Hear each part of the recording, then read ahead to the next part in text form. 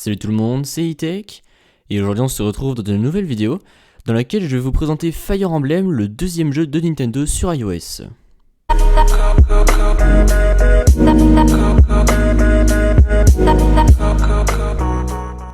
Donc ce jeu, il est sorti il y a 2 jours et il est disponible sur l'App Store ainsi que le Play Store.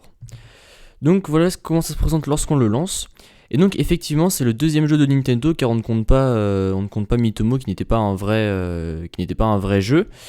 Donc là les notifications on s'en fout. Donc là voilà ça charge. Donc là on voit bien les inscriptions Nintendo. Donc là nous venons de France.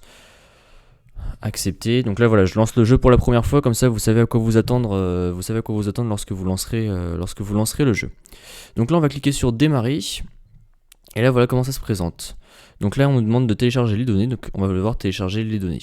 On a la petite barre de téléchargement en bas et on se retrouve dès que le téléchargement sera terminé. Et donc là j'avais pas vu mais pendant le téléchargement on va pouvoir voir les différents personnages. Donc là nous avons Jeune Lion qui s'appelle Roy. Et après vous pouvez slider sur les côtés pour voir les différents personnages. Donc là on a Lady de Sakae, donc Lynn. Donc là après on a la description de chaque personnage. Ensuite nous avons lui, donc qui est un stratagème sensé.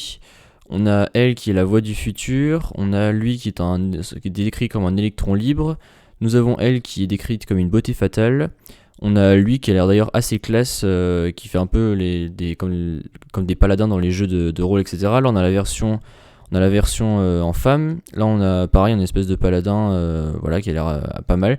Et là en fait ce que vous voyez, le petit icône là c'est l'icône que vous aurez du personnage sur le terrain, donc quand il y aura des combats, etc. Là vous avez le prince d'Altea, donc Marthe. Vous avez la fille du dragon Tiki, et après on revient au jeune lion qui s'appelle Roy. Et voilà, le téléchargement vient de se terminer, donc là on va avoir le droit à la cinématique d'ouverture. Donc là voilà comment ça se présente, on a un personnage qui ressemble à moitié à Jésus, voilà, on va la passer, voilà, je vous laisserai le plaisir de voir la cinématique lorsque vous lorsque vous installerez le jeu.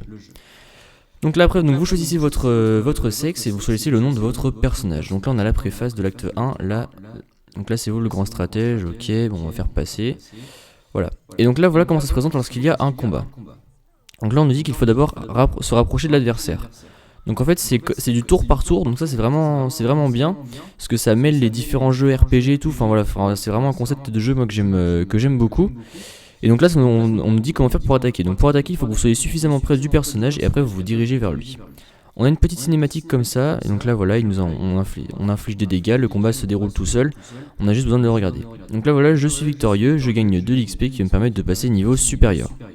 Donc là ça donne toutes mes caractéristiques. Et donc la cinématique ça fait un peu penser à Pokémon lorsqu'ils font des attaques dans les derniers, lorsqu'ils font des attaques tout ça. Donc là on a la première mission qui est terminée. Donc là je pense qu'on va enchaîner sur la deuxième mission, on l'a passé, on s'en fout. Et voilà, et là effectivement on a l'acte 2, la légende. Donc nous sommes dans la préface. Donc là, ok, on s'en fout. Donc là voilà, c'est vraiment pour nous exercer. Et donc là en fait on peut avoir plusieurs unités. Donc en fait il va falloir choisir après parmi vos combats quel personnage vous voulez avoir avec vous. Et donc là vous voyez par exemple là j'ai un archer qui se bat contre donc là j'ai un virion qui se bat contre un soldat. Voilà, et donc après je peux l'attaquer encore une fois avec mon deuxième personnage. Donc voilà, en fait quand on a plusieurs personnages on peut les attaquer plusieurs fois. Et donc là voilà, ça y est je l'ai terminé. Donc là je gagne de l'XP pardon. Et donc là lui m'attaque, donc vu que c'est qu'un archer, hop je prends qu'une flèche de dégâts. Et après moi j'ai les deux personnages qui peuvent jouer. Donc là on va se déplacer là du coup vu qu'on peut pas l'attaquer, et avec lui on va l'attaquer.